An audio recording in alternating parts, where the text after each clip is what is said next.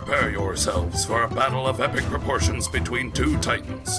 Feast upon their voices and revel in their words. This is Dueling Ogres.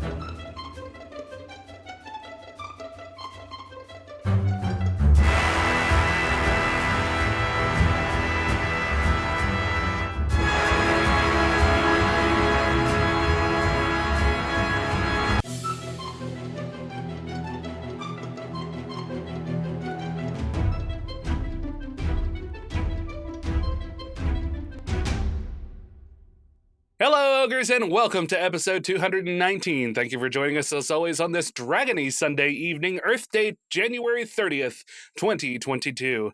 I'm your host, Remington Hitchcock, and with me, as always, is my co-host, Brandon Full. Say hello, Brandon. Hello, Remington. Hello, Internet. Hello, every single one of you. I'm pointing my finger through your speakers and poking you lightly on the nose. Oh, I feel it. Bucky, you're not allowed to speak until I've introduced you. You know the rules. It's like you've never been on a podcast before. I have. Do not speak unless you have been spoken to. Damn. Oh, I want to make a joke so bad, but I know you guys won't keep it. Nope, Yeah. Probably not. And over here we have Bucky. Welcome, Bucky. Welcome back. Hi, how are you doing? Hi, how are you doing, Remington? Listen, and I've got a Brandon? banana moon pie in one hand and a Dr. Pepper Zero Sugar in the other. I'm fucking stoked. You know what? That's fucking awesome. See, Brandon, you asked before we started recording what I was eating, and that's why I told you to get fucked, because I wanted to wait until now to reveal it. Oh, Lord.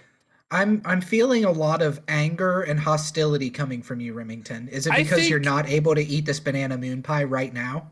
I mean, I like to differ. I will take a bite of it right here on the podcast, and then Yeah, chew that's over true. it. Uh-huh. He'd probably be eating it quicker if it was a banana cream pie. This is my show too, you know. I can do whatever I want. Yeah, that's true, you can, but I don't know how good it is for the listeners for you to just shove a fucking banana pie into your face during the Would it be recording. like, is it like They that one don't time? care. Like some sort of reverse clown that shoves a pie into their own face instead of other people's faces. Is it going to be like that one time when Chad and I were there and then we all ate space cheese Yes. for the Yes. mouth noises? Uh-huh. And then Remington fell asleep because you guys are so fucking boring. Weren't we talking about Star Wars? Yeah. Yeah. We were I all talking about Star Wars. Listen, guys, it's not because you were boring. It's because I was tired. We were borning? We were Borning. giving birth at that moment? Well, I was going to cut that out, Bucky, but now I can't! Jesus. So much anger coming. it's only because just- I'm here. It's just, I don't know, man. I'm on edge. I'm really tense. Has someone been edging you and you just don't know about it? Nope, not leaving that one in. Okay, that was tame compared to the joke I thought of earlier. Uh-huh, yep, that's fine. But it'll be funnier. It'll be funnier when I take it out and everybody will be like, "What was the bad joke?"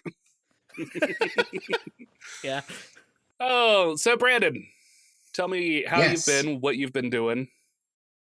How's your I've hammer been hanging? good. My hammer's hanging heavy and to the left. Ha! That's hammer is a Nice. euphemism, is it not? Yes, for your penis. Oh. Oh. I thought you were using a euphemism for my actual hammer that I have here hanging from my belt. Then it wouldn't be a euphemism. You know what, Remington? You take that sassiness and you shove it straight down your throat. With this banana moon pie, done and Yeah. done, sir. Oh God, I gave him another excuse to eat his banana moon pie. Oh God. The new Pokemon came out, Pokemon Legends Arceus. So I've been playing that, and it's fucking awesome. What makes it so Nice. awesome? Well, it was touted as a mixture of Pokemon and the open worldness of Breath of the Wild. And I think the open worldness was a little bit overstated. It's not as open world as it purported to be. But it's just you run around, you get crafting ingredients. You don't have to battle Pokemon to fight them. You can like sneak up on them and just throw a Pokeball and catch them right off the bat, which is So really you're cool. just sneaking up behind Pokemon and then hitting them with a club? No, you hit them with a Pokeball, not a No, club. that's I'm hearing club. So it's basically if Assassin's Creed and Pokemon had a love child. Yeah, except there's no jump or climb, which really bugs me. Aw. Because I want to just jump around the fields. Well, But yeah, it's great, and you're not hitting them with the club, although affixing a Pokeball to a stick and then just smacking a Pokemon with it to catch it would be pretty awesome. I want to make I that think now. so. It would give you like a +2 to catch. Yeah. As you just fucking beat the shit out of the Pokemon, apparently. Listen, I you mean, what in else do you do? Pokemon Go, you fucking grind them up into candy. I mean, what else? Like, Pokemon is a messed up fucking world, and you know it. It really is. It's literally just cockfighting. Yeah, but the Pokemon love it. Do they? Yeah, that's why they live to serve. They're created to be Pokemon for humans. By who? There By are Arceus, wild. the god of Pokemon. What on earth are you Arceus is the talking god about? of Pokemon. Yeah, he is. He was introduced in Gen 4. And like, Yes. I mean, I somewhere. believe you. I just don't believe that Pokemon. That's so wrong. And there are wild Pokemon. Like, there's tons of wild people eat Pokemon in this world. Like, Yeah. They do. You know, that's why. What's the Pokemon They're- that's always carrying around a leak? that's Farfetch'd. Farfetch'd. Yeah. Farfetch'd. The only reason that with the design that Farfetch carries around a leek is because if you were to eat a Farfetch'd, it pairs very well with leek. Yeah, it comes Kinda with its own fucked. aromatics. What about the That one was- Pokemon that's literally an ice cream cone? That was a joke that Josh made on Mythical Kitchen. Like, literally, they did a short on how he would cook different Pokemon and with what. How would he cook a Pikachu? Pikachu was not in the list. Oh, well, Funnily then why would I enough. want to watch it? Because Finale. fuck you. Well, Pikachu's a mouse Pokemon, Yeah. so he would be probably gamey. Maybe greasy. Yeah, you don't really eat mice unless there isn't a whole lot of other living proteins to eat, you know? That's fair. I eat They've got mice all the time. diseases. What the fuck is wrong with you? I love the taste. I mean, to each their own, I suppose. Necessary? And is it necessary to drink your own urine? Probably not, but it's sterile and I like the taste. I was thinking of that and was really hoping you were going to do that. Uh-huh. I can't help myself. Rip Torn is one of the best actors that we have. Wasn't he the voice of Zeus in the Disney Hercules movie? I don't know, probably. Do No. I'm gonna drink my What own was his urine. name? Rip Horn? Rip Torn. Is that what? I don't know. Rip Horn? I'll rip my horn off. Oh God. No. This podcast has already gone to shit. It was Tate Donovan. Tate Donovan played Hercules. Oh, hey, he played Hercules. Yes, Rip Torn was Zeus. Okay. Yes. And 'cause- Bobcat Goldthwait was Pain. In much the same And- way that he has been for the last 30 years. And Danny Waka DeVito waka. was The other one. the fawn looking dude, the Mr. Tumnus looking guy. The satyr. The satyr. He's a satyr. Okay. God. Is it a satyr? Is it a satyr? It's a satyr. It'd be a hell of a lot better than a dread wraith, that's for sure. We found that one out the hard way. Ah, Nice. cha-cha. So And how have the you been, Rem? Comparable James Woods was Hades. He Yes. was, and that's honestly a very good role in that. Yep. He did very well in that film. I am actually doing pretty well, I would say. Work is finally starting to slow down a little bit. Nice. And this is like return season for us, so it usually runs until about the middle to the end of January, but I think it's going to continue a little bit more just because of COVID and people buying all the shit offline now, and they're like, hey, this is a hell of a lot easier than seeing people in stores, so. And Amazon Yeah. gives us free returns, Awesome. but only if you're a Prime member. Oh, fuck. I really hope I like this thing I ordered then. Mm-hmm. So yeah, other than that, I have been dabbling in some 3D stuff for Heavy. I have Like been 3D rendering and stuff? Yeah, Cool. I have been slowly trying to plug through the 6th episode of the D&D campaign of the 412 that I have left to edit. Is that an actual number or are you exaggerating? I'm exaggerating, but only by 100. Oh fuck.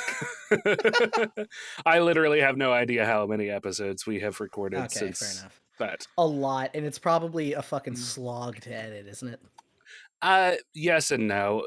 I'll tell you, somebody who is far more focused than I am could probably get through them pretty quickly. I am not, however, that focused.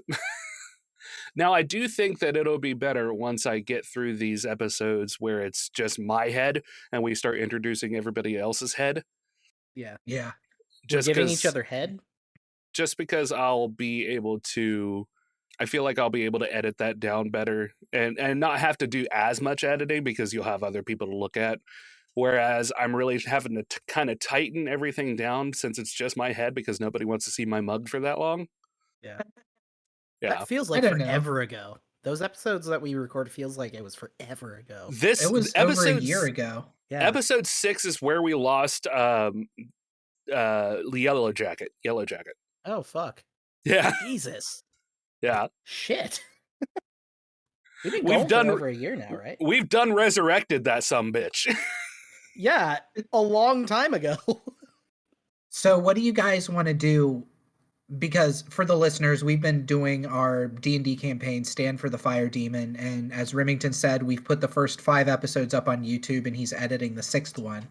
Well, we're going to be doing like a reboot of it, where we're playing the same characters and the story's staying the same, except we're going to start putting these new episodes out as like a good jumping on point for people. So do you think you're ready for that, Rem?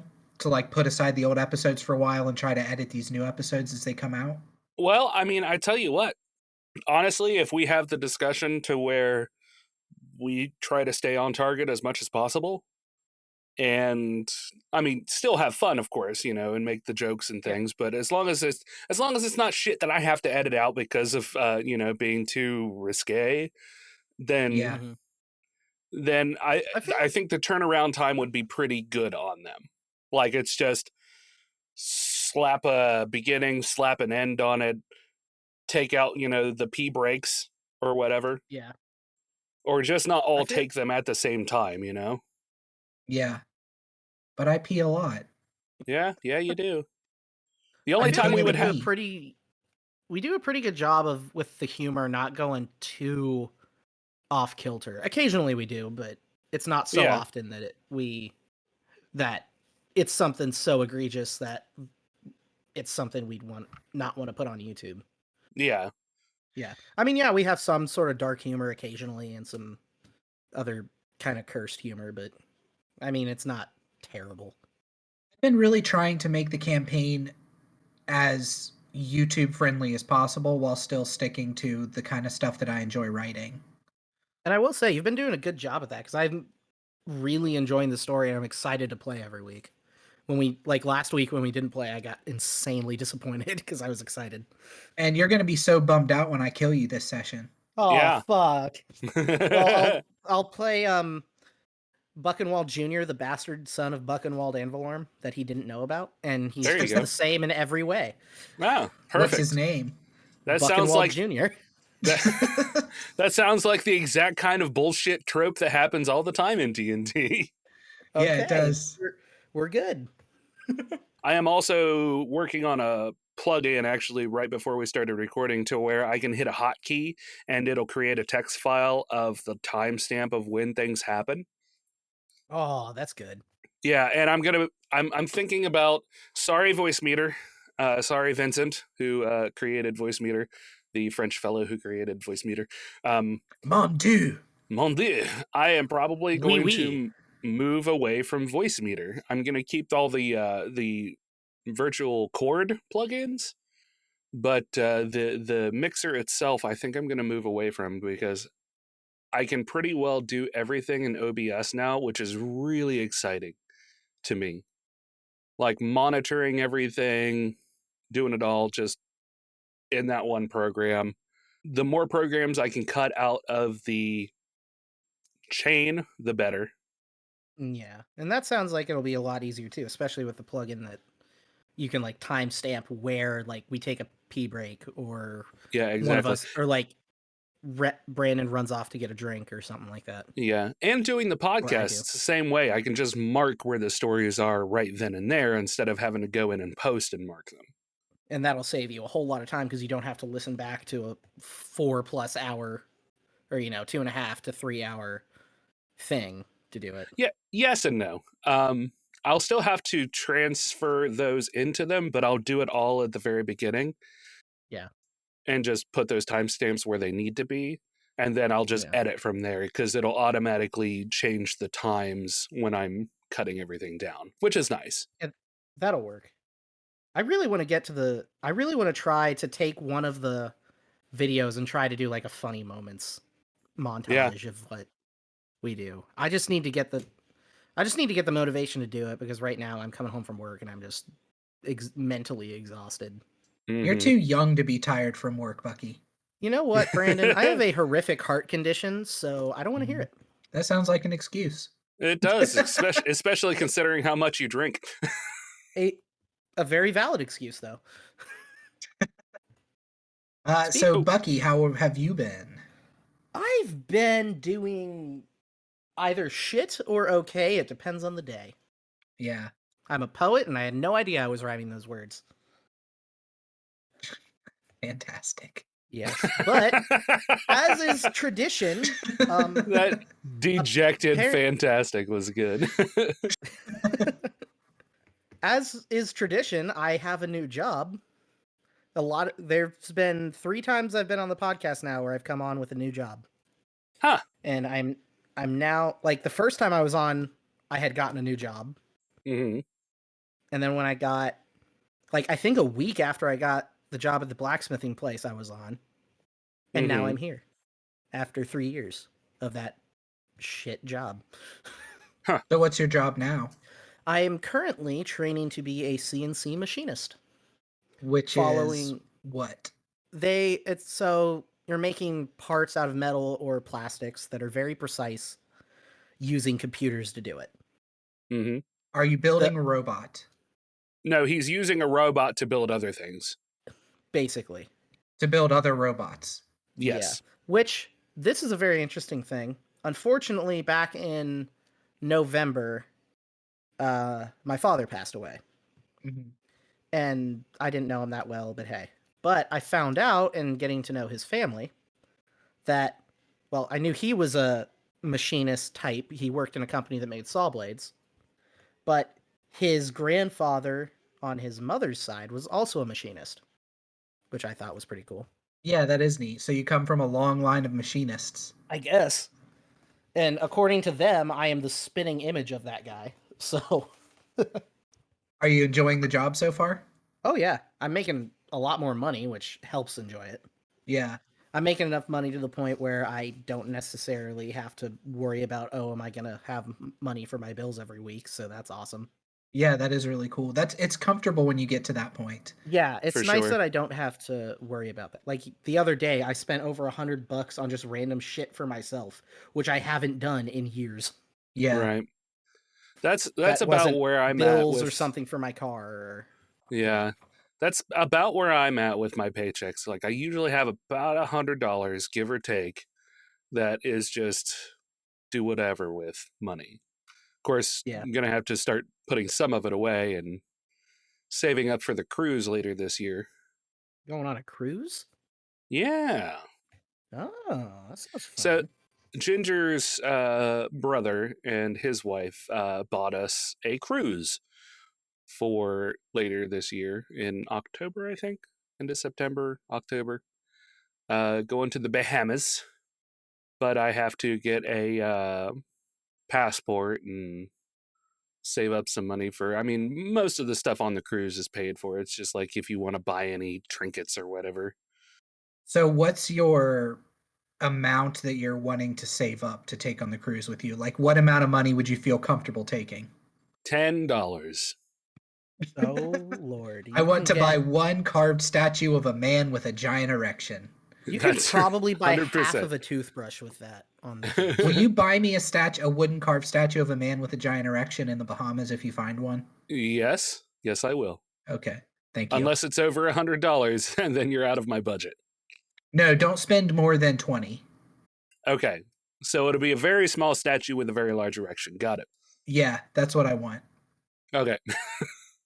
This is ridiculous. You're You're ridiculous. Shut up, ridiculous. Bucky. I know. You know what, Brandon? You know what? Yeah, If you see, don't shut up, I'll come to your place and fuck you. Remington's anger is starting to seep into me like a sponge. It's like Ghostbusters only 2 thing- all over again. Don't say it, Bucky. I know exactly where you were going to go with it. Just end Nope. it right now. No, I don't Nothing wanna. else is going to It was happen there. funny. It's I'm not. I'm sorry. You should be. Yeah, I know. I mean, have you seen my face? I have to live with that and be I sorry love your about it every face. day. Oh, I just thank want to Yeah. smooch your lip. you. Yeah. Just my one lip, not both of them. Just Yeah, just one a lip. single lip. I want you to stick it out real far like you're pouting, and I can just give it Yeah. a tiny little smooch. That's why we're so Do mean it. to you all the time, is so you can get that pouty face. Yeah. That's fucking scuffed. So you guys want to get into some stories? We better. Sure. It's been like 22 minutes now. Yeah, seriously. And we're shooting for an hour episode. That's So right. I will go for my first story. Okay. In April of 2021, researchers from the Warsaw Mummy Project in Poland released a paper announcing the discovery of the first known pregnant mummy, which they called the Mysterious Lady. The mummy, which dates back to the 1st century BC, was found inside a coffin thought to belong to a male Egyptian priest, but X-ray and CT scans of the mummy revealed that the remains belonged to a female. The scans also highlighted a structure in the mummy's abdomen that the researchers believed to be a fetus, which they estimated was around 28 weeks old. So this is the first pregnant mummy they've ever found. I like how they refer to it as a structure. A structure within the womb area. That's scientists for you. They should probably leave it where it is so they don't unleash a curse upon all mankind. The researchers said the process that destroyed the fetus is similar to how an egg might be pickled. It is not the most aesthetic comparison, but conveys the idea, the team wrote in a blog post. Conveys So a real they have- gross idea. Yeah, seriously. It was a pickled baby. It's great. The idea now that they've run across probably a lot of pregnant mummies before, but they were doing x-rays on them, which they never saw the bones of a fetus because they were doing x-ray scans, but they started to do like scans for organisms, for like masses and stuff inside of them, Mhm. and that's where they found these lumps that they think are pickled babies. CTs. Yeah. Pickled babies. Yeah, babies don't have formed bones. It's all cartilage, and you can't really see Yeah. cartilage with x-rays, so. Yeah, so that all, like, because of the chemicals they put in the body to mummify it, and then the process by which it's stored causes the cartilage to, like, melt inside of it. This story's a lot grosser than I thought it was going to be when I first wrote it down. Good job, Brandon. Yay for me and Pickled Babies, which is going to be my new punk band's name. Pickled babies. I love it. Are we doing grunge or what? Emo. No, I'm thinking punk. Well, yeah, but like grunge punk or Folk with punk. pickled babies, you have to almost. Like falling in reverse. Also Well, known old as punk- standing up. Old punk is kind of where grunge punk, I would say, starts. It's certainly Yeah, not I guess pop I could go grunge because Pickled Babies definitely isn't going to play on 102.1 The River. punk. Yeah, yeah. Just name it Pickleback. Pickleback. Look at this mummified fetus. That's so stupid. Bucky, instead of making that joke, can you go ahead and do one of your stories? Sure.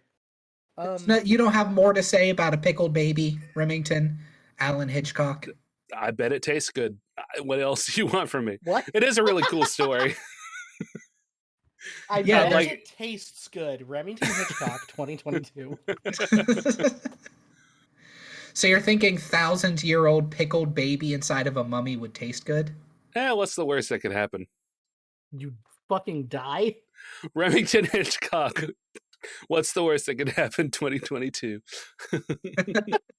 Anyway, I saw Spider-Man No Way Home. What's that? Is that some sort of movie? Oh yeah, it is the best movie. Yeah, I haven't seen it yet. I was planning on it. I wanted to, and then I wasn't able to.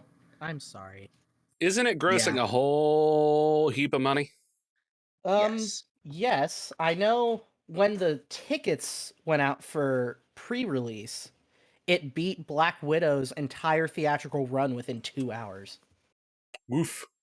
It has currently made 1.74 billion globally. It is the sixth highest. Yep, sixth domestic weekend box office and crosses 1 billion overseas. Yeah. I mean, and it's worth it. And it deserves it too, because it was a phenomenal film.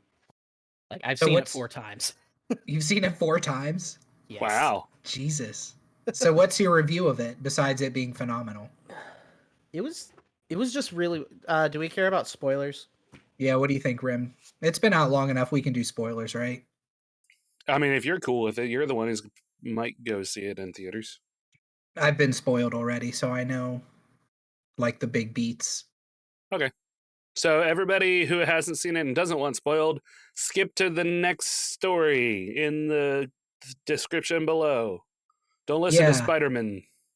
Well, one thing they did that was really cool was toward the beginning of I won't go over the whole movie because we don't have a lot of time, but they have begun to bring characters from the Netflix shows into the MCU.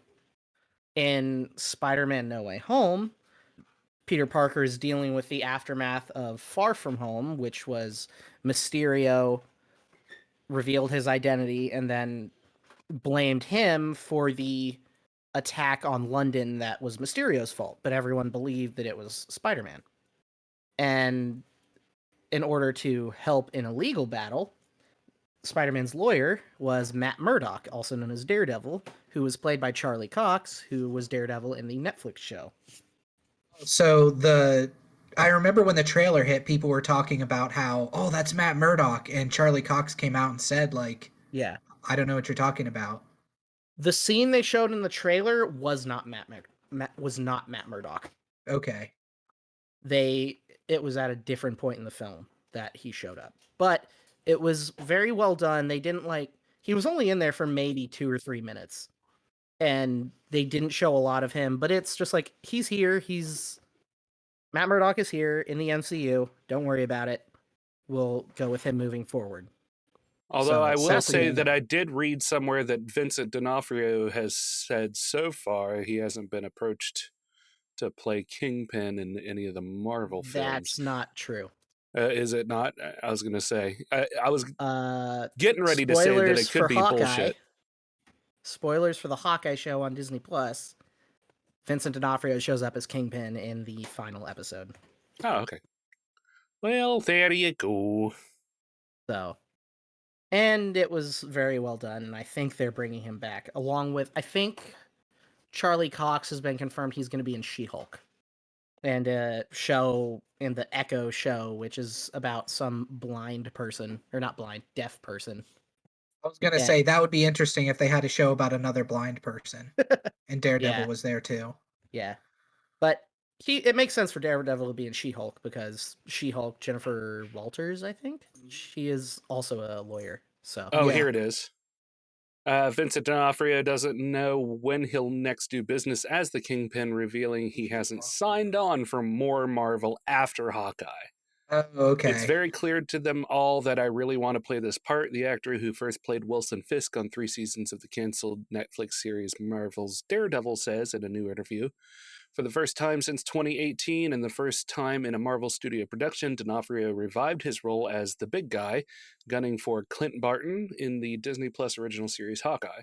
As Marvel readies spin-off Echo and Maya Lopez, who calls Fisk Uncle, D'Onofrio is waiting for the phone call to return to the Marvel Cinematic Universe. Yeah, they He'll ended be back. Hawkeye in a very interesting way, which, from what I've heard, is comic accurate. So I'm interested to see where they go with that taking forward. But anyway, back to Spider-Man. It goes through, they have old villains from previous Spider-Man iterations. So they had Sandman, Doc Ock, and Green Goblin from the Tobey Maguire films as villains. And then they had Lizard and Electro from Andrew Garfield's films. And Willem Dafoe in this film, you would not believe that it had been 20 years since he played Green Goblin. He was the best part of the movie. Willem Dafoe is often the best part of any movie he's in. His performance was amazing. And there's nothing to compare it to. He was just phenomenal in the entire thing. It was so good I can't describe it. That's how good it was. His mind done been blown. Oh shit. Yeah. Like, just He's thinking been about it, I'm like, Willem de Blown. Yes. Does that work? wish. Yes, it does. And every time, as soon as that left your mouth, I immediately thought of the slow motion capture of him blowing away that guy dressed as a woman in Boondock Saints, and his lips are just. Yeah. Yeah. I haven't seen that film. Oh, you my gotta see God. Boondock Saints. Why do we even have him on here? Jesus. There's a lot of shit I haven't seen. You haven't seen I get so enough many good shit things. from it from like, everyone else. I can get that you're younger, but fuck, these are classics. Fair enough. Yeah, specifically Boondock Saints, Bucky. I think you'd really enjoy it if you watched. Oh it. yeah, for sure. Norman Reedus in that? Yeah. Okay. I'll have to give it a check out. But then another thing they did in the movie, which was also one of the best parts of the movie, was they brought back Tobey Maguire and Andrew Garfield. Both playing What? Peter Parker, both playing Spider-Man. And it was some of the greatest cinema I have seen in a long time. How did they look? Do they still look good? Oh yeah, they were great. They had the suits were the same, and it was as if the time that had passed from their last movie, that time had passed. So like Tobey Maguire was a 40-plus-year-old Spider-Man. Oh And man. Andrew Garfield that's where cool. he'd be now. Yeah. And what would have been so easy for them to do, both of them could have just phoned in a performance and people would have loved it. It would have been fine. But no, they gave it their all. Their performances were phenomenal. And not only were they just there to help Tom Holland's Spider-Man, they also had story beats for themselves. So like Andrew Garfield, after Amazing Spider-Man 2, he never got another chance to finish up that character. They had story beats for him that finished up his story from Amazing Spider-Man 2. Wow. And it was character development for Tobey Maguire and Andrew Garfield that they didn't have to do, but they did, and it was amazing. And then At Tobey one Maguire danced again. I wish. I would have flipped out in the theater if that happened. But the final fight was taking place on the Statue of Liberty, and Zendaya's MJ was there and falls off in a similar way to Emma Stone's Gwen Stacy falling off of somewhere high up in Amazing Spider-Man 2 when Andrew Garfield failed to save her and killed her in the process. But in the film, in No Way Home, MJ falls off the tower or the Statue of Liberty. Tom Holland goes and jumps after her and then gets kind of hit away from there by Green Goblin, and Andrew Garfield runs off, swings down and saves her. And that character moment of him saving her was phenomenal because that fixed him. That fixed his one regret he had, that he wasn't able to save Gwen. And it was able to help him move forward with everything. And it's hard to explain because of how good it was made. Yeah, that sounds really well played. And none of it was dumb or over the top. Well, they weren't still there for Spider-Man the sake of them being there. Yeah, but it's like those two weren't there just so they could say, "Oh, all three Spider-Men are in this movie." They had a reason for being there. Yeah. And it was go see it. How big of a part do they play in the movie? Are they in it for a good amount? I'd say they're in there for about the last 30 to 40 minutes. Oh, wow. Okay. And they do the meme of all the Spider-Men pointing at each other. And which I was like, if they are in this and they don't do that, I'm punching Kevin Feige in the face. That's so great. That is and good. they did it, and it worked, and it was great. Nice. So that's my review of No Way Home. Go watch it. It's great. I left some stuff out. Okay, good. That way we'll have a few surprises left. Yep. A few surprises left along the roller coaster of the movie. Yep. Yeah.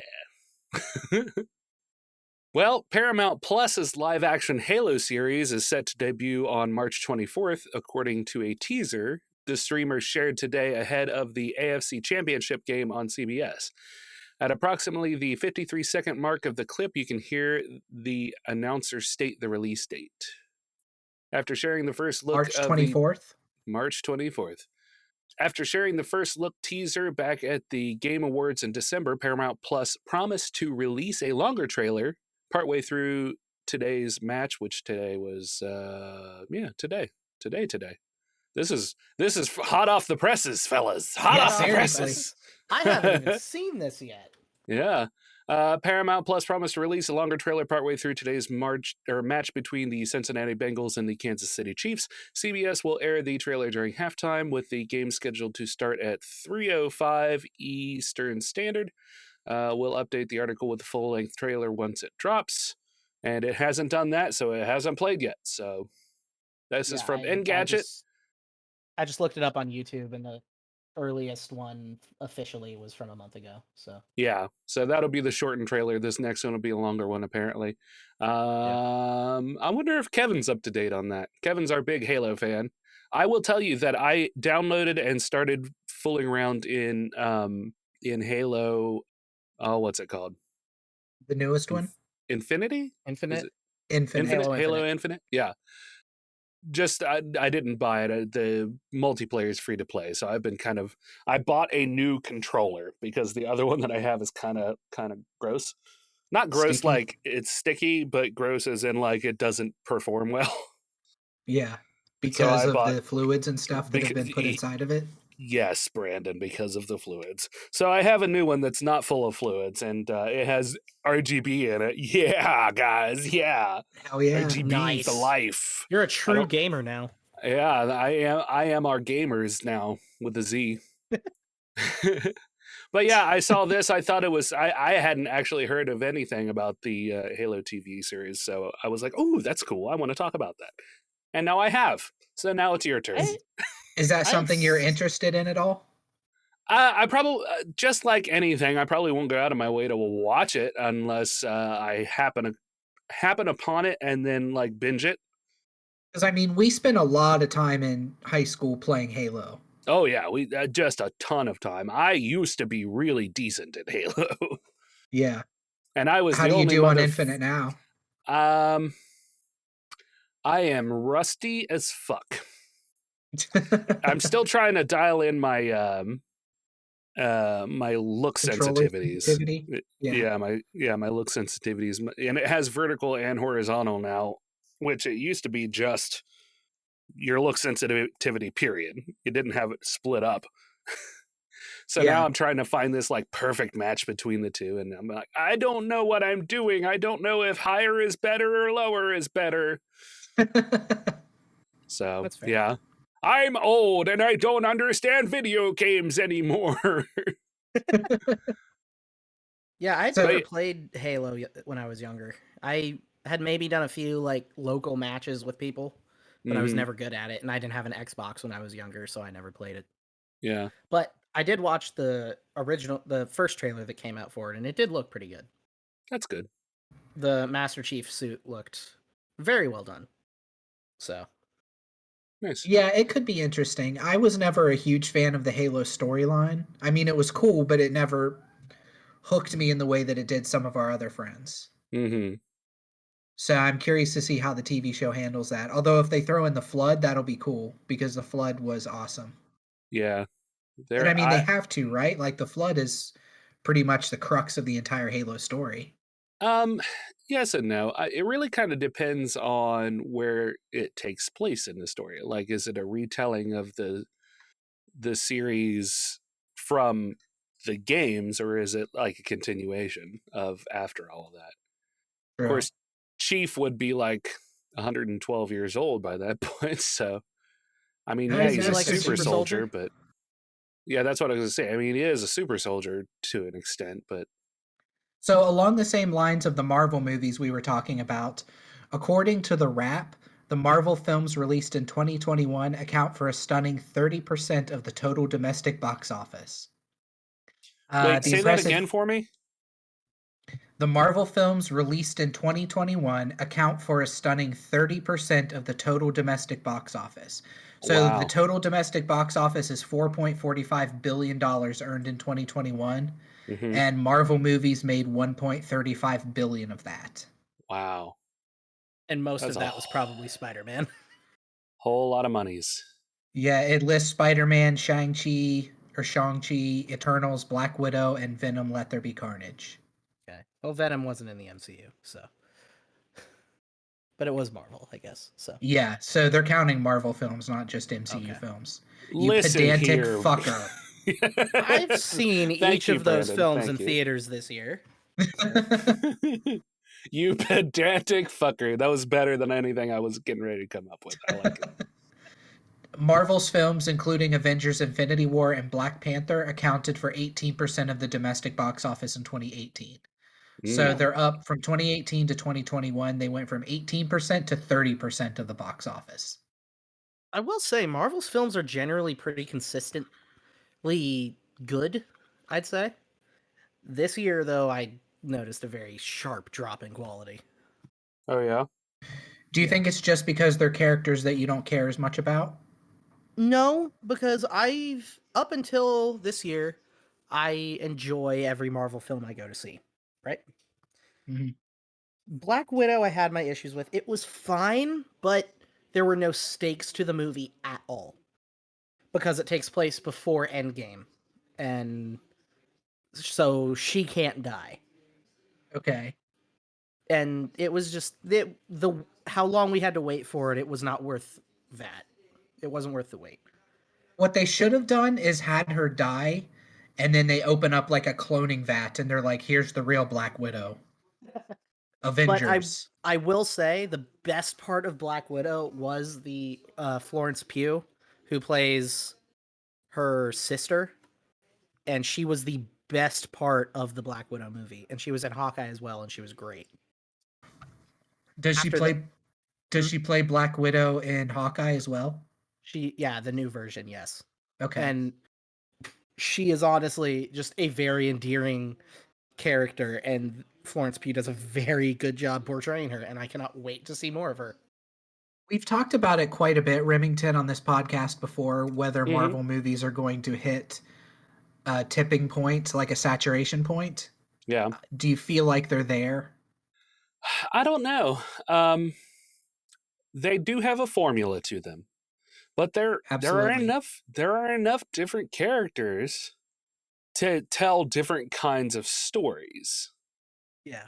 And so long as they continue to get and allow directors with good vision to take it to where they want to take it while still staying within that formula. Like Shang-Chi, I haven't seen it yet. I would really like to, but looking at like the way that it was filmed and the way that they told the story through like Corridor Digital, who have talked about it on one of their VFX shows, they were allowed to tell that story differently from some of Yeah. the other ones, and it was a little more stylized. With Especially like Shang-Chi, the fight between Shang-Chi's dad and mom, I think it was. Like it was a real yeah, stylized dance of a fight. yeah. And I will say, And then Shang-Chi, I the fight between enjoyed the him and movie. his mom, or the fight between his dad and his mom was mirrored in the fight between him and his dad at the end. Yeah, I can see that. My only issue with Shang-Chi was the film didn't necessarily know what it wanted to be. Because they were trying to be about 7 different types of film that didn't necessarily work together. Because it was trying to be a buddy cop movie and also a martial arts movie and also this story about a child reconnecting with his father and then about 3 other things that it was hard to follow in some places, but visually the movie was beautiful and it was shot very well. The fights were phenomenal. Mm-hmm. because they got people who actually knew what they were doing in the fights, unlike, say, Iron Fist, where you can tell that Finn Jones was counting his moves while they were filming. Like, you could tell he was doing like the 1, 2, 3 with every single movement. Yeah. But of all the Marvel movies that came out this year, other than Spider-Man, Shang-Chi is the only one I would willingly watch again. Yeah. Oh, yeah. Did you see Eternals? Yes, I did, and I do not remember a single main character from that movie. Yeah. Yeah. I heard that's been getting really mixed the only reviews. characters that I remember were Kit Harington's Dane Whitman. Also, he's going to become the Black Knight. And then the Kumail Nanjiani's character had a valet, like assistant dude, who I remember him because he was just funny through the whole thing. Right. But other than, like, there was not Superman and not the Flash. Not the Flash. And it was, I feel like Eternals would have worked better as a Disney Plus series where they had more time to spend telling the story. Yeah, for each like character and building it up a little bit, and then because kind of tying them all together. I will say I am very interested in what they have set up. I am very interested to see the wider cosmic effect this will have. I'm very interested to see what they do with Kit Harington's character, because in the second end credit scene they had a voice off screen talk to him, and the voice off screen was the voice of Mahershala Ali, who's playing Blade. Oh man. So that was technically Blade's first appearance in the MCU. You didn't see him, but you heard him. And then I really hate to say this. I hate to say this because I'm sure you guys have heard that Harry Styles was in the movie as Eros or Starfire, the brother of Thanos. Uh-huh. And I knew that going into the movie when I saw it, and I didn't want to like him. I did not want to like him at all. He had the best performance of the movie, and he was only in there for 30 seconds. Harry Styles, a Backstreet Boy? He was one of One Direction. So yes. Yeah, okay. Yeah, as a singer-songwriter and actor, yeah. So he's basically a Backstreet Boy. Yeah, from England. I knew he was in there, and I didn't like the fact that he's in the MCU. I did not like the fact that he was in there when I heard about it. Listen, and I didn't want to like him, but I liked him. People can do other things. I mean, look at... that. There are a number of wrestlers, of course, Batista, but also John Cena doing... Peacemaker, yeah. That show, by the way, fucking phenomenal. If you have HBO Max, watch it. It is a masterpiece of comedy. Bucky, I know that we've been mean to you, but I need to find you a synonym for phenomenal. Grand. There you go. You've said it like 12 times. I'm sorry. It's he fine. Finds a lot of things phenomenal. Okay. I'll just leave. Great. Do you want me to leave? I'll leave. No, I don't want you to leave. I just want to let you know that you're saying phenomenal a lot. Let's mix it up a little bit. Phenomenous. There we go. It is a glorious masterpiece of comedy. You go. I like that. I like that. Anything James Gunn touches, though, is gold. So he's pretty good at what he does. Yeah. So you got another story, Rim? I know we need to wrap up here soon. Yep. We have the Nintendo Switch and the Nintendo Switch Lite. This is from comicbook.com. That aren't known as RPG machines. RPG lovers typically find a home in the PC ecosystem. If they are console gamers, then they typically gravitate towards PlayStation machines, given PlayStation consoles have been the home for JRPGs for years. One console in particular that had great RPGs and JRPGs was the PS2. To this end, one of the most popular JRPGs on the PS2 is apparently coming to the trio of Nintendo consoles.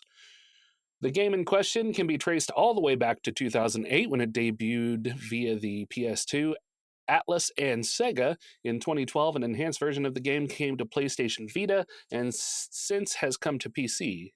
And what game are we talking about? Take a wild stab. Final Fantasy. Final Fantasy VI. Nope. A lesser known but still very popular JRPG has a very stylized action to it with cutscenes kind of coming in to close-ups of other ones, and it almost has a cel-shaded feel to some of the games. Castlevania. Final No, Fantasy. No, it's Persona 4. Oh, I would Oh, not have okay. guessed that. Brandon might have. I don't think he's ever played it, but he might have. My real guess was going to be Danganronpa, Uh-huh. which But you is just- kind of similar to Persona. Yeah. You just wanted to stick to the I was selling my Final Fantasy bit. yeah. I've heard of Persona. I've never played it or know really what it is, but I've heard of it. I have watched Heavy likes to play it. I've watched him play. I haven't played it myself, but it's a really fun game to at least watch, and I'm sure to play as well. The report comes from Nate the Hate, a well-known Nintendo leaker. The Nintendo Insider doesn't say much, but notes that Atlas is planning to bring Persona 4 Golden to the Nintendo Switch sometime in 2022. It also sounds like the game could be coming for PS4 and PS5 as well. Mm-hmm. Speaking of Nintendo Switch games, though, this isn't a story I had. I just wanted to bring it up. Sure. There's a new game coming out from Square Enix called Triangle Strategy for the Switch, which is like a successor to Final Fantasy Tactics, one of my favorite games of all time. So it's a sprite-based tactical role-playing game, and it just looks fucking awesome. So if you're a listener and you have a Switch, look up Triangle Strategy. Watch a video for it. If you like those kind of tactical RPGs, this looks like it's going to be a really good one. I need to get a Switch again so I can play all the new Pokemon and stuff. And Yeah, they're maybe fun. that. Remington, what do you think about Weird Al? He is a treasure. Did you see that there is a biopic being released about his life? No. Isn't he being played by Daniel Radcliffe? Damn it, Bucky, you stole my joke. Yes, he is being played by Daniel Radcliffe. What was of the Harry joke, Potter though? fame.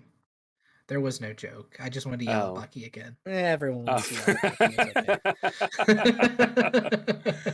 I like how we've given him such a hard time, and then I was like, hey, this is actual critique here, and it just felt like I was gagging up on him again. Yeah. Everyone wants to yell at me. It's okay. I think you're pretty. Aw, thanks, Rem. You're the first You're welcome. You're welcome. No, Brandon literally said it earlier this episode that he liked your face. Oh, Yeah. Thank you, Brandon. Yeah. Yeah. I have an ugly ass face. This is the first movie produced by Roku with Okay. Weird Al and a writer from Funny or Die penning the script. And a quote from Weird Al, which I find hilarious. He says, "When my last movie, UHF, came out in 1989, I made a solemn vow to my fans that I would release a major motion picture every 33 years like clockwork. I'm very happy to say we're on schedule, and I'm absolutely thrilled that Daniel Radcliffe will be portraying me in the film. I have no doubt whatsoever that this is the role future generations will remember him for." I actually really want to see this. I'm very love interested him in so seeing much. Daniel Radcliffe as Weird Al.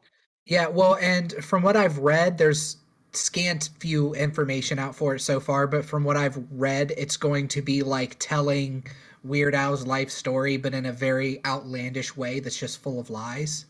So pretty much like And UHF. Yeah, pretty much a sequel to UHF. And I assume full of Weird Al parodies and music.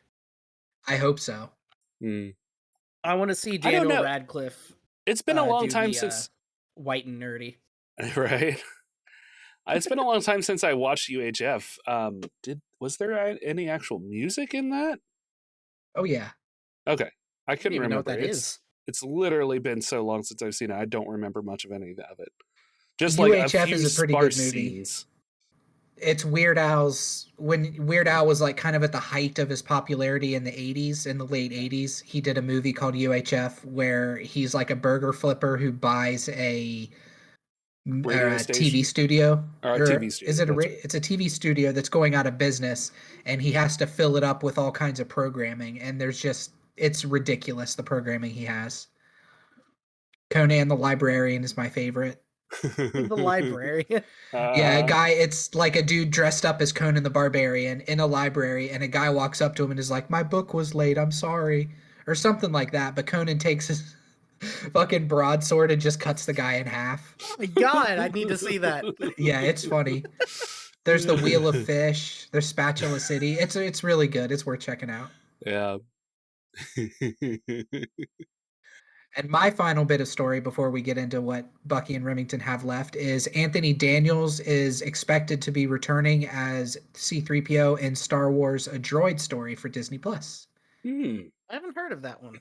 He posted a photo animated? of Yeah, it's animated. He posted a photo of himself in a motion capture suit. Oh, Yeah, I okay. was gonna say they're probably not gonna put his poor old ass into the tin that is C-3PO anymore. I don't know, dude. I followed Anthony Daniels for a long time. He would happily put that suit on until he dies. C-3PO is so wrapped up in his personality and who he is. He's the only person to have ever played C-3PO. Yeah. Yeah. In any media. By the way, Star Wars, the Book of Boba Fett, glorious.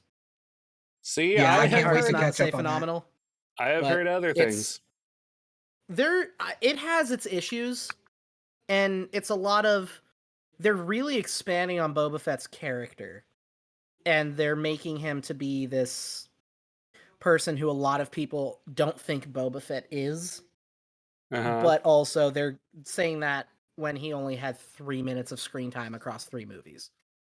Yeah, right. So my only issue, there is a lot of stuff that isn't necessarily canon anymore, but there have been a lot of Boba Fett stories told outside of the movies. Oh yeah, but they're really expanding on his character, and I do like what they're doing with him. My only gripe with the show so far is they had a car chase scene in one of the episodes, and it felt like the vehicles were moving at 10 miles an hour.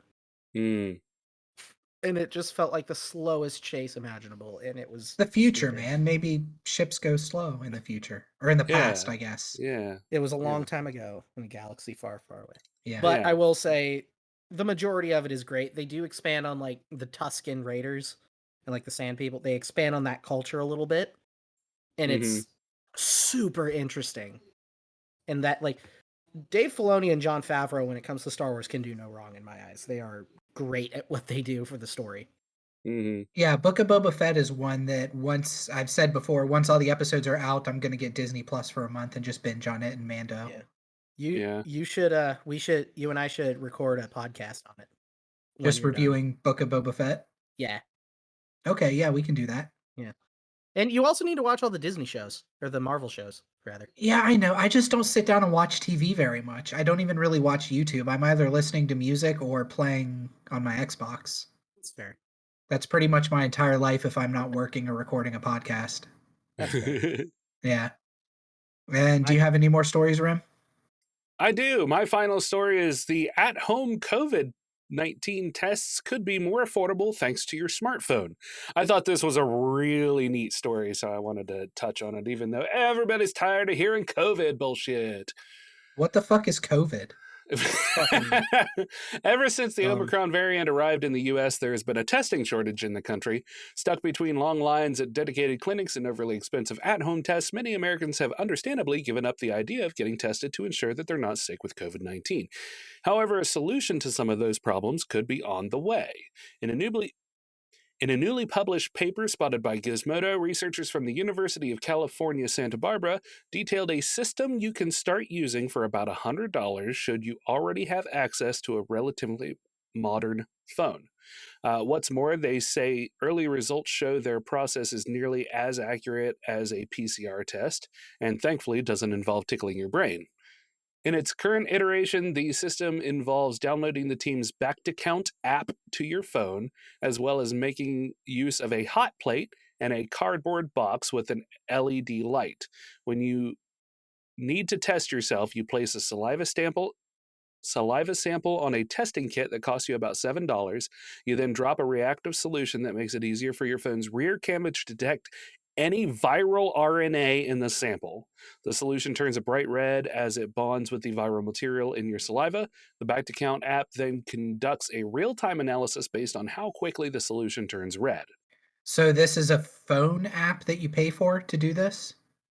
I don't even know if you pay for the app. It just involves downloading the app and then a cardboard box and LED light just to make sure that you have good lighting, I imagine, in there, and then a testing kit that costs about $7. Okay. Okay. So you pay for the physical stuff you need, basically. Yeah. And I mean, once you have, I mean, fuck if you were stream at all, and everybody streams seems to be, you have an LED light sitting around. Yeah. Yeah. Well, that is Yeah. interesting. I just thought it was really neat that they're going to just use the camera of your phone. The cameras in phones have become phenomenal. And but seriously, they've come a far way. And red light, if I remember correctly, is one of those things that phone has a really good chip to detect. So as it turns red, it's a lot easier for the phone to pick that up and measure that amount of time that the bonding happens. As you might imagine, there's still plenty of work to be done before you can start using the smart lamp testing at home. The initial study is based on a small sample size involving only 50 symptomatic and asymptomatic individuals. Moreover, the Back to Count app is so far only optimized to work with the Samsung Galaxy S9. Still, the system shows promise. While it was developed primarily to aid with testing places that don't have adequate resources, Dr. Michael Mann, the lead researcher on the project, told Gizmodo that it could be adapted for at-home use. He also said it could be modified to detect the new COVID-19 variants and other pathogens like the flu. So expanding it outside of COVID, just saying, hey, I've got the flu, or really anything, as long as they give you the right concoction of stuff to put in your saliva that makes it glow, you can tell all sorts of things. For a lot of people, because, for example, my job, I got COVID again for a second time after having it a few weeks ago, after being exposed at work. And my work, even if you're sick for another reason, they make you get a COVID test before you're allowed to come back. So that would help a lot of people, especially if it was reliable, because the at-home tests they have currently aren't necessarily the most reliable thing. Right. There's room for error in it. Well, and I signed up for free tests. The government recently passed some sort of proclamation or law or something where you can get up to, I think it's 5 free tests that they mail to you. There's a website. Mm-hmm. Yeah, there's a website you go to. Yeah, there's it's through USPS or something. Yeah. Which I thought about doing just for the safety factor, just in case. Yeah, I mean, might as well. And my boss was just like, okay, stay home. You need to get a COVID test. Because when I had it, I had a friend of mine gave me an at-home COVID test that I took, and it tested positive. And they were like, okay. I told the foreman at the shop I work at, and he was like, okay, go get one at Walgreens as soon as you can. I was like, okay, schedule it. And that was 3 days later. Yeah. So that would really help, though, if the phone test was 95 to 100% accurate, or at least as accurate as the swab. Yeah, and could tell you within a couple hours that you wouldn't have to go schedule a test that was 3 days out, or you go schedule a test, you get it. Because the second test I took while I was out with COVID, I got the test, and they're like, okay, we'll get back to you in 5 days. I'm like, what? Just because that was how far behind they were. Yeah, with the Omicron variant, people are way fucking behind on that kind of stuff. Understandably, they're just getting inundated with it. Yeah, I got that. I went and took that test a couple weeks ago, 2 or 3 weeks ago, and I still have yet to get an email back from them about it. Oh, really? With my results, yeah. Damn. Luckily, I'm fine now, but the second time I had it wasn't that bad. And I'm not saying that as a general thing. If you feel sick, go get tested. Do whatever your place of business or you feel comfortable doing. That's a personal choice. But the second time I had it, the worst I had was a slightly sore throat that was fixed with a warm beverage in the morning. Yeah. But that was just me. That's not everyone. Some people have it worse or different. So. Yeah, see, I didn't bring it up at the beginning of the episode, but right now my grandparents have it, and they're 93 and 95, and they're not doing super well. Yeah, I remember you telling me about that a week ago. Have they been are they doing any better than then, or? No, they're doing worse. Oh, crap. I'm sorry to hear that. Yeah, so I don't mean to bring the podcast down, because I'm trying to stay positive, and I don't want to sound dark, but like they're 93 and 95 years old, so there's something is going to take them out at a certain age. You know what I mean? Yeah. Right. Maybe that's a little bit of a fatalist philosophy to have. Well, I I mean, just wish everybody it wasn't dies. COVID. Like, yeah. Yeah. Yeah, I mean, with their long and storied lives they've had so far, I hate that they're going out like unable to breathe and coughing. But they could Yeah. get better, you know, they could pull through. Right. So it's not a death sentence necessarily, but with their pre-existing conditions and their age, it's not super great for them. For sure, It's a higher percentage likelihood. absolutely. That's the best way to say it, because like you said, it's not a death sentence for sure, but the chances are much higher. Yeah. And I will say something that I found kind of strange when I found out about this was at the beginning when COVID hit, I thought I was going to be in the affected region. Like I have a pre-existing condition. I thought I was going to be, if I got it, I'd be affected more heavily than someone else. But I saw a study in the American Heart Journal that found that people with a congenital heart defect, like I have, if they got it, they didn't get it as badly as anyone, as other people. Huh. Granted, it was a Weird. smaller sample size than normal because not everyone, they only have a specific number of people to look at. But the most anyone had to have with who had a congenital heart condition was they needed oxygen for a few days, Mm-hmm. which I thought was weird.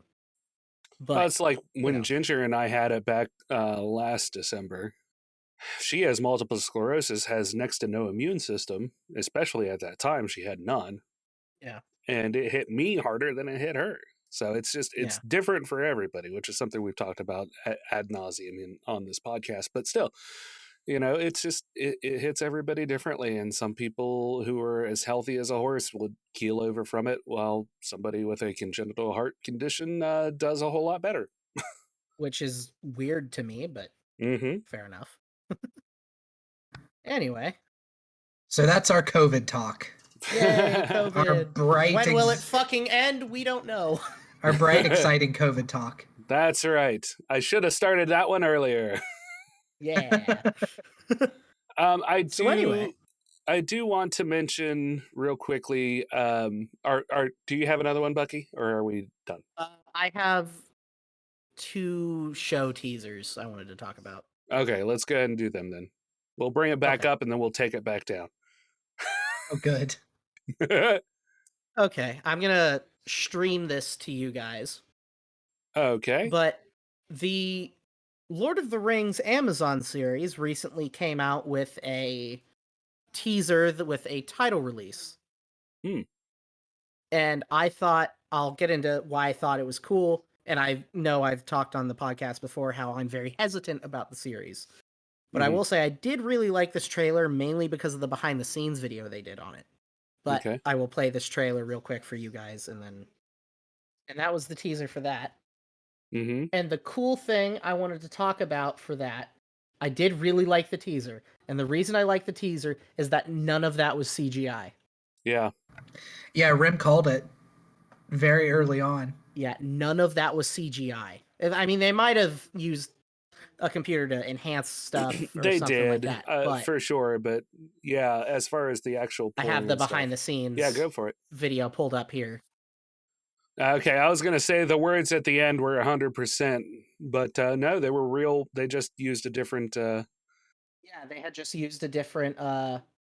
casting of the words from them. Yeah. And they replaced them. And I gotta respect that. That was very cool that they did that entirely practical. I'm sure they use CG to enhance stuff or fix lighting or... Well, I mean, that's not really CG. That's just filmmaking in general. You can do that with practical lighting as well. Like it's just about how you set up your shots. Yeah, and they did a very good job of that. I will give them that. I'm still hesitant on the series, and I'm going to be hesitant until I see an actual trailer for it. But that's neither here nor there. I've mentioned my qualms about and my hesitancy toward the series previously. Right. I want it to be good. I so badly want this show to be good. It'll be good. Just don't be such a dork about it. Oh. Yeah. Yeah, but just if it's not anything close to what Tolkien wrote, it's not Lord of the Rings. Listen, it's okay to be not Lord of the Rings with Lord of the Yeah, Rings but when you have a show characters. called The Lord of the Rings, The Rings of Power, you'd You want it both to make be solid arguments. at least 70% Lord of the Rings. Because they're basing the whole show off of unfinished works. One of the Right. books they're basing it off is a book called Unfinished Tales. Right. So they're going to have to add stuff. They're going to have to change stuff. And I'm fine with that.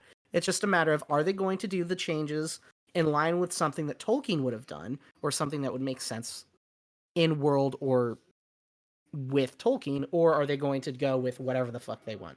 Right. Yeah. And the more I've looked into it and the more I've read articles about it, it more seems like they're doing whatever the fuck they want. Mm-hmm. So just go into it with that mentality then. Just Yeah, go I'm into going it in- being like, okay, they're doing whatever the fuck they want. Let's see how cool it is for them to Yeah. play around in this world. Yeah. As long as it's accurate to what he established, I don't care. But Yeah. All right, and what else you got? we have a 'Cause trailer. I'm gonna be honest, For- that's not gonna translate very well in the Yeah. I know. in the podcast space, but we'll definitely Yeah. play a little bit of it. Go watch from Amazon Prime. Go watch the trailer for The Lord of the Rings, The Rings of Power.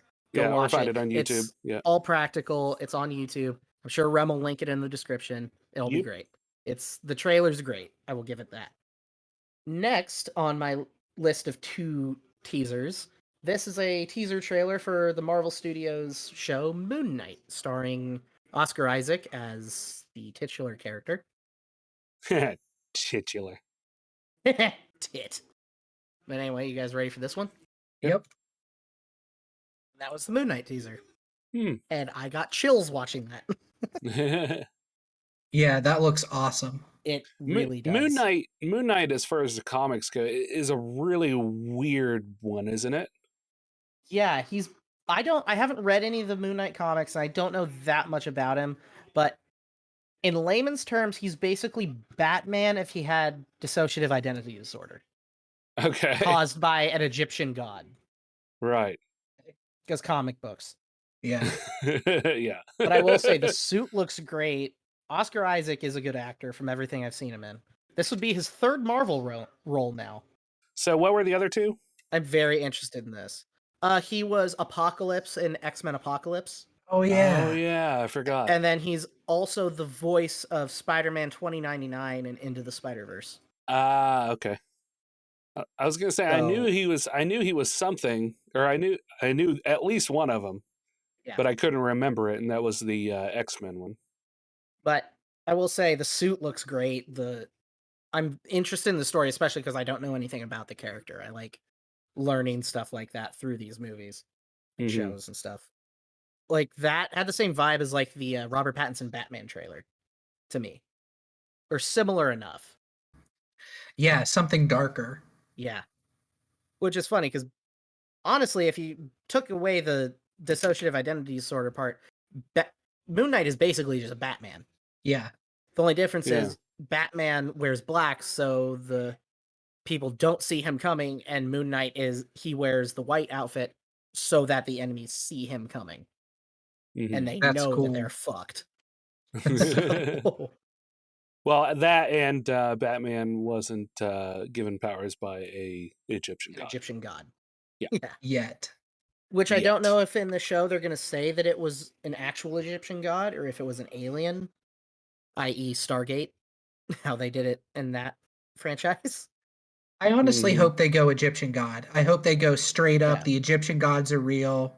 Yeah. Because then you can throw in all kinds of crazy shit if Yeah. the first But- season is successful. But are they Yeah. going to use it? Are the Egyptian gods an alien race? Is the thing. Yeah, that's such a cop out though. They've done that so many times. Yeah. Well, that's just it. I mean, they're trying to make the MCU as realistic as possible. well, that being To a said, degree, though, anyway. all of them are aliens as far as it goes. Like, Yeah, like they're- Thor's they an have alien. yeah, Thor's an alien, but he's a god. You know, it's Yeah. just the only difference is being named a god relies solely on the fact that they are outside of the human perspective and are uncannily powerful to the point where no mortal could Yeah. be. So, Well, I mean, the there's- definition is moot. the Asgard are still technically mortal. It's just that their lifespan is like 5,000 years, as opposed to Exactly. humans, which is like at maximum the average is like maybe 90. Yeah, Mm. exactly. I don't want aliens. I don't want gods that live on another planet and welcome to our Egyptian planet. I want them to be just straight up fucking forces of nature Egyptian gods. Right. And I will settle for nothing less. I mean, in Eternals, Angelina Jolie's character, I think her name was Athena, and she is the embodiment of the Greek goddess Athena, which is kind of weird. And Eternals was kind of like the Eternals worked themselves into different cultures' lore, I guess you'd call it, or their mythology. And I guess Yeah. the Asgardians did that in the same way. But I'm curious I'm sure they're going to make the Egyptians like an alien race, because that's the only way that they can do this shit to make it make sense I don't within like the it. established world they're doing. And Nope. that's Hate fine. it. I hate it. But I hate everything about it. I love I'm how sorry. the atheist is like, no, I want real gods to be there. Because they always do the cop out with the fucking alien thing. Yeah, but if this happened Jesus in the was real an alien, world, man. if this happened in the real world, though, wouldn't that be what like the Egyptians saw the gods at? Like, if aliens came to Earth, the ancient Egyptians would have seen them as these godlike beings and worked that into their mythology. Yeah, no, I get where you're coming from. They've just done that story so many times now, I feel like. Yeah. But at the same time, there's not really any other way you could do it to where it's like realistic in scope. It's fucking Marvel. They don't need to be realistic. They're still trying to a degree. He raises a valid point. It doesn't need to be realistic. Sometimes gods are Captain- just gods. Captain America Yeah. picked up Thor's hammer, which he couldn't do realistically because Captain America is a bullshit superhero. You know what, motherfucker? He could have picked it up in Age of Ultron. The only reason he didn't was he didn't want to step on Thor's thunder. Pun No intended. way. All right, so what do you got, Rim? You said you're going to bring us down again Yeah. with your final thing? Yeah. Good. Bring me down to the river and kill me and shove me off into the river. Well, that kind of did you say kill me or heal me? Yes. Either one. He doesn't care. So recently, a fella who is, I would say, pretty well known in this area. He is a cartoonist. He will frequently be seen at the cons and shows around here doing caricatures of people. JD Williamson recently found out that he has leukemia. He's in the hospital. He was always coming into the UPS store getting some copies for monthly paperwork for his mom and dad, who he takes care of. He has a wife as well.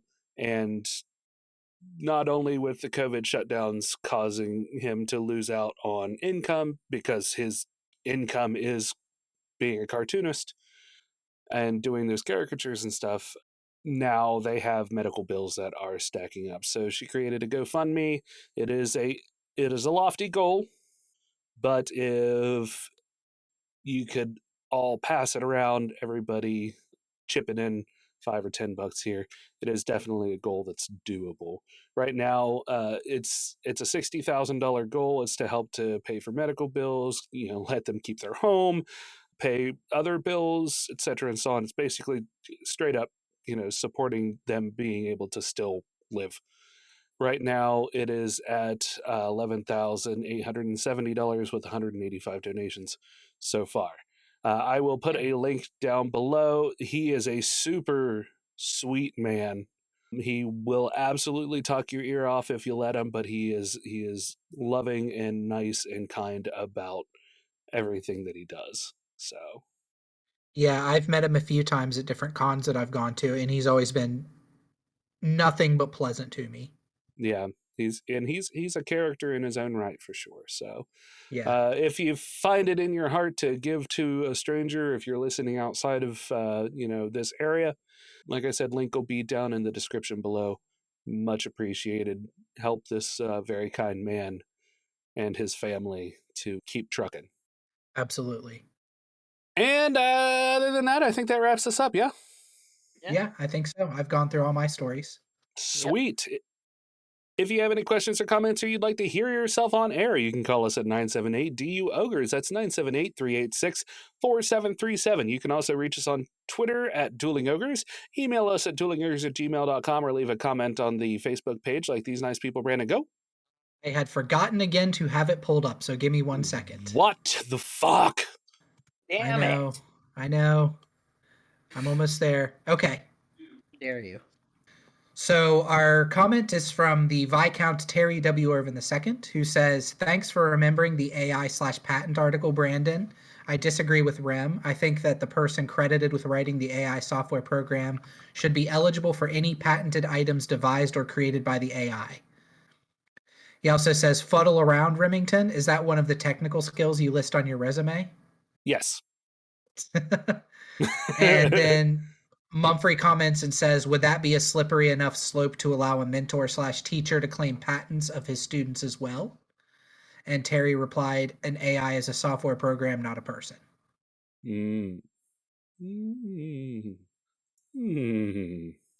So a disagreement on your part, Remington. Indeed. That's okay. Everybody is allowed to have their own opinions. And I won't even follow that up with anything sassy, like even if they're wrong. But because it's not. by saying everybody's. Oh no, I was just being funny. Everybody is entitled to their own view of that, and it's not a view that is incorrect. I mean, to a certain extent, you know. If it was a foregone conclusion, it wouldn't be going to court. Yeah, people wanting people to have the credit instead of an AI makes sense.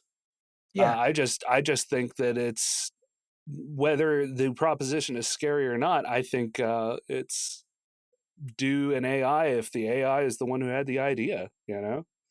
Yeah. I am surprisingly neutral on this topic. We also had a private DM from a new listener who I gave the podcast to at work. Really cool guy. You must keep going with the podcast. Why aren't you putting out more podcasts? What the fuck? That was me. So thank you for DMing us. We appreciate that greatly. If you don't want to leave a comment on the actual episodes, by all means, shoot us a DM on any of our platforms. It's fine. We will get them and read them eventually. There are some that I miss, or some that I don't pay as close attention to or don't get notifications to, like I do the Facebook one. But send it over regardless. Facebook and Twitter are probably the ones that would hit the easiest. If you're like, I want you to see what I'm saying. Damn it, look at it. Damn it, look at me! Look at me! So thank you, Sean, for the message. We appreciate it. Also, we would like to thank the glorious and wonderful patrons. Bucky, speaking of patrons, finally got his fixed. He was, which is why we let him back on. Yep, otherwise he never would have been on here again. Yeah. I like it, just complete silence from Bucky. Yeah. That is the appropriate response, sir. No, Bucky was one of those unfortunate people who have to renew his card but still has the same number. It's complicated and weird, and Patreon's stupid for not allowing people to just update their date. Bucky, are you dead? Oh, he's just not here anymore. Okay. Oh, okay. Fair enough. Yeah, all right, fair. So Bucky has renewed his. We also have Tonic, who has joined the $5 club. Jenny James, Tatiana, Mumphrey, the Reverend Diamond Man Stephen Hines, Real Fat Tony, who is no longer the Real Fat Tony. He is now I Fat Tony. AYYY Fat Tony. Okay. I don't remember why he changed his name. Maybe it was just a brand, whatever, but yeah. I don't know. Regardless, he isn't going to listen. It's a stupid change. You should have stayed with the Real Fat Tony. The Real Fat Tony rolls off the tongue better, I feel like. Yeah. Hey, Fat Tony is what it's supposed to be. Oh, okay. Yeah. So, I mean, that still works too, but you got to be like, hey! You got to be like Fonzie. He and Slev actually started doing the Brew Boys podcast again. They're one episode in, so Fuck them. Don't promote another podcast. I will do what I want. It's they do it live on Twitch. Just go to either way. It's Slev86 or Fat Tony on Twitch to watch them. They're fun to watch. They focus primarily on streaming stuff. So, also Heavy No More, Chad Good, and as I said, Bucky, who missed the entire conversation about us giving him a hard time. I'm sorry, I had to pee. It's okay. At least you won't have to cry yourself to sleep tonight. Make sure to subscribe on our website. Make sure to subscribe on our website at duelingogres.com for news, shows, and articles pertaining to some of your favorite geek news. I stuttered over that. And finally, be sure to leave us a 5-star review on iTunes or find us on YouTube, iHeartRadio, Google Podcasts, everywhere. Pandora, Spotify, your mom's basement. We're living there because we are poor.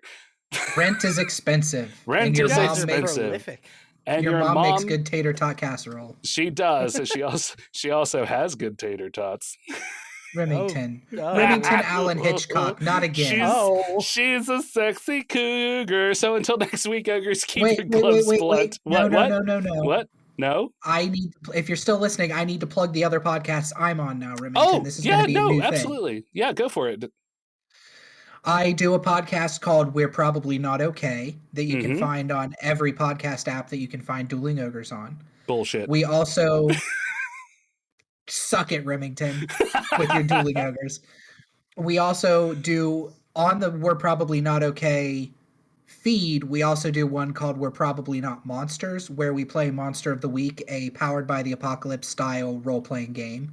We have just moved that to its own separate feed, so you can search We're Probably Not Monsters and find the first 2 episodes of that are posted, and we're going to continue to post the old episodes until we catch up to where we are now. Yeah, that's brand building, baby. And I just earlier today recorded a guest.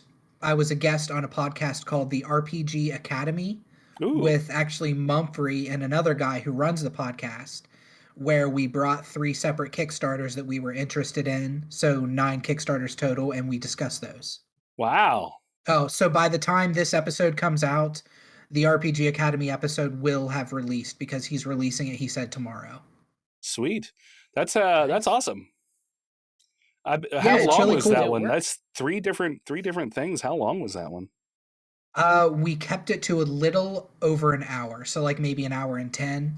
Nice. It was basically, at least for me, I brought like, here's the Kickstarter, here's the pledges, here's what I think about it done. Gotcha. Cool. So yeah, that is all my plugs. Awesome. Always be plugging. Hard. Always be plugging. Always be plugging. You can buy that beanie on the website if you want. Always be plugging. Yeah, or the face mask if you want to still do that thing. Yeah. I have my grease it up and slide it in your nerd hole mug. That's probably the best mug that anybody could ever buy, and everybody should have one in their house. It really is. It's so nice. I don't use it all the time. But where would you find that mug at, Remington? You can find it at duelingogres.com/bazaar, BAZAAR, not BIZARRE. That's not how you spell an old shopping center. That is phenomenal. So until next week, Ogres, keep your clubs blunt. And your tusks sharp. Good night.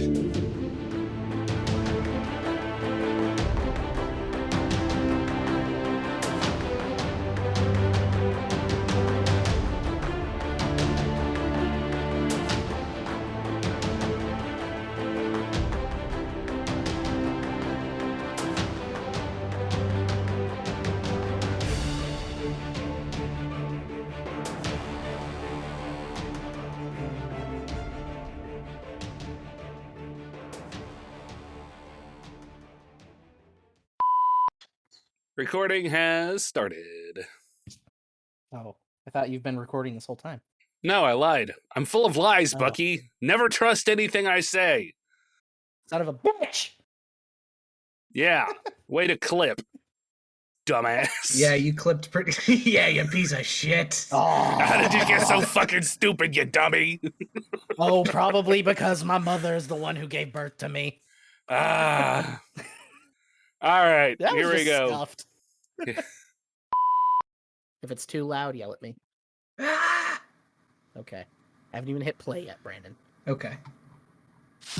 Ah! Motherfucker. Good night. Thank you, Bucky, for doing that extra one. Yes. For the double good night. Yep. Also, good night. See you guys in an hour. See you in an hour. We're gonna go record actual D&D here in a minute. So Woot! woot. I'm gonna go Yeah. make dinner and then probably be recording D&D. Oh yeah, maybe Yeah, we I'm should gonna do jump that. off here, make some dinner, and then I'll be back on at like 6. Nice. 6:30. Okay. No, 6, not 6:30, bye. Remington. Don't keep pushing it. 6:45. Gotcha. I'll be here No. at 7 7:02. o'clock. Remington, no, All Remington, right. no. Goodbye. Bye, everybody. No, Goodbye. don't leave. You don't have the right Guys, I time. can't find the No, button. clock I'm not out. hearing you. What you're saying. Bye.